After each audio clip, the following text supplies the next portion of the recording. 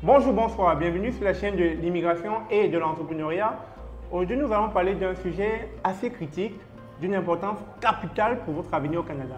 Il s'agit du choix du partenaire de vie avec qui vous décidez d'immigrer au Canada. Plusieurs fois dans l'une de mes vidéos, j'ai parlé de la façon dont les immigrants se comportent au Canada. Il y a beaucoup de séparation dans notre communauté. Pourquoi? Tout simplement parce que lorsqu'on arrive, on est confronté au choc culturel. J'ai dit maintes fois, chaque immigrant doit aller voir un psychologue. C'est important. Parce que la réalité qui sévit au Cameroun ou partout ailleurs en Afrique ne sera pas la même réalité qui va sévir au Canada. Et donc pour cela, pour se préparer à ce choc émotif, moral, physique, etc., il va falloir se préparer. Pour se préparer, il va falloir aller voir un expert dans le domaine de la psychologie, quelqu'un qui va vous aider à mieux comprendre le nouvel environnement dans lequel vous allez devoir vivre peut-être tout le restant de votre vie. Vous savez, j'aime bien le dire, chaque pays a ses codes. Ici au Cameroun, où je me trouve en ce moment, lorsqu'on va aborder une jeune demoiselle, il suffit que je descende les escaliers, puisque je suis au 6e d'un bâtiment. Je descends les escaliers, je feins d'acheter de quoi dans la rue, etc. Je vois une jolie dame qui passe. Tout simplement, je vais l'accoster, je vais l'aborder, je vais tout simplement lui dire, Madame, est-ce que vous m'accordez une minute, j'aimerais vous dire de quoi. Elle va s'arrêter forcément et puis, de fil en aiguille, les choses vont se passer et puis, en un temps de mouvement, j'aurai son numéro de téléphone et puis c'est parti pour une autre rencontre, etc. Et puis, vous connaissez la suite. Mais, ce n'est pas le cas au Canada. Au Canada, ça ne se passe pas comme ça. Comme je le dis, chaque pays a ses codes. On n'aborde pas une femme dans la rue. Alors, c'est une parenthèse, c'est juste pour revenir dans ce sens que lorsque vous allez devoir faire le choix d'un partenaire pour le Canada, il va falloir bien prendre votre temps. Si vous désirez immigrer au Canada un jour, ça vous demande déjà d'observer la personne avec qui vous voulez passer le restant de votre vie. Est-ce que vous partagez les mêmes passions? Est-ce que vous avez les mêmes projets? Est-ce qu'au niveau de vos familles respectives, il y a une certaine entente? Est-ce que lorsque vous aurez des enfants, vous en avez déjà parlé de combien est-ce que vous voulez en avoir? 2, 3, 4? Bref, vous devez faire le tour de la question dans tous les compartiments de la vie de couple. Parce que lorsque vous aurez fait le point sur réellement ce que vous voulez ensemble, je parle bien de monsieur et de madame, vous serez plus conséquent et mieux unis et solidaires pour pouvoir affronter le nouveau pays, c'est-à-dire le pays dans lequel vous allez devoir immigrer. Parce que imaginez que des bases ne soient pas solides au moment d'immigrer. Imaginez déjà qu'en partant, il y a des rancunes. Imaginez déjà que madame vous en veut pour ci ou pour ça. Imaginez que vous étiez un peu à l'ancienne époque, le patriarcal, le chef de famille, la personne qui gronde, la personne qui dit à madame de se taire à tout bout de champ, de ne rien dire et que c'est vous le monsieur, c'est vous qui rationnez. Imaginez toutes ces rancunes accumulées. Et une fois que madame se retrouve de l'autre côté avec toutes les prestations, les subventions, avec tout ce que l'État canadien met à profit afin de donner aux femmes les mêmes droits que les hommes, imaginez juste une seule seconde que cette femme prenne conscience de ses droits au Canada, qu'elle peut avoir des subventions, que son compte en banque peut grossir du jour au lendemain.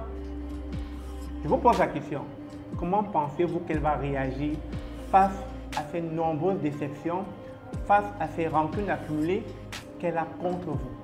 C'est normal, votre couple va s'effondrer.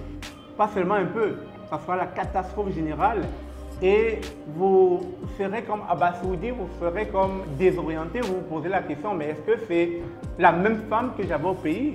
Est-ce que c'est la femme avec qui j'avais pensé finir le restant de mes jours? Vous allez tellement vous poser des questions, ça va vous tarauder l'esprit, que vous aurez l'impression de n'avoir jamais connu la femme avec qui vous vivez. Tout simplement parce que vous ne preniez pas en compte ses besoins au Cameroun. Si vous voulez, dans vos pays d'origine, c'est-à-dire au Bénin, en Côte d'Ivoire, au Gabon, etc., où vous vous trouvez, vous n'avez pas pris en compte ses besoins. Vous avez toujours été dans le patriarcal, le chef de famille, l'homme qui parle fort, l'homme qui durcit, et l'homme qui dit « Madame, c'est moi qui rationne ici ». On ne met pas en question votre titre de chef. Tout simplement, ce qu'on essaye de mettre en avant, c'est le dialogue, la communication, la façon de parler. C'est cette façon de parler qui très souvent pollue la communication au sein du couple et qu'à un moment donné, la femme va se taire. Vous savez, j'aime le dire, je préfère qu'une femme parle pour s'exprimer que de ne rien dire et de rester dans un mutisme total. C'est très dangereux pour nous les hommes qu'une femme ne s'exprime pas. Parce qu'une femme qui ne s'exprime pas, vous ne saurez jamais quand le coup de grâce arrivera. Donc, il est important déjà de regarder tous ces aspects avant de planifier votre projet d'immigration. Si vous avez une femme aujourd'hui, ou bien si vous comptez en avoir, prenez le temps de vous découvrir, prenez le temps de solidifier votre couple, prenez le temps d'assainir les bases de votre couple. Parce qu'une fois au Canada, vous serez confronté à une tornade, vous serez confronté à la tempête, vous serez confronté à beaucoup de choses qui vont vous basculer, vous serez confronté à des turbulences. Et à ce moment-là, si vous n'êtes pas fort comme la plupart des immigrants, vous allez vite tomber dans cet environnement, comme j'aime bien le dire, de séparation à outrance, de séparation de manière fréquente, de séparation à la queue leu-leu, de séparation journalière, quotidienne, comme vous voulez, parce qu'au Canada, il y en a marre, il y a trop de séparation.